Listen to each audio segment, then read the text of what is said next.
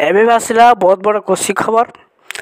ଆପଣମାନେ ଯଦି ସୁଭଦ୍ରା ଯୋଜନାର ଟଙ୍କା ପାଇନାହାନ୍ତି ତାହେଲେ ଆପଣ କେବେ ପାଇବେ ଏହି ଭିଡ଼ିଓ ମଧ୍ୟରେ ଆପଣମାନେ ଜାଣିପାରିବେ।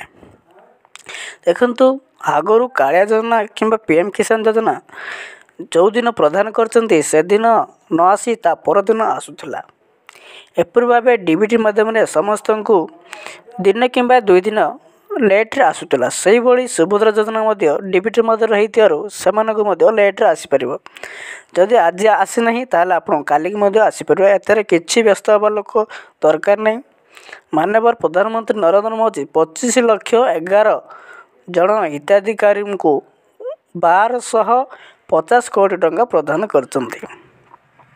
ଆଗକୁ ପୁଣି ପ୍ରଦାନ କରିବେ। ଏହା ଧୀରେ ଧୀରେ ଆପଣ ସମସ୍ତ ହିତାଧିକାରୀଙ୍କୁ ଆସିଯିବ।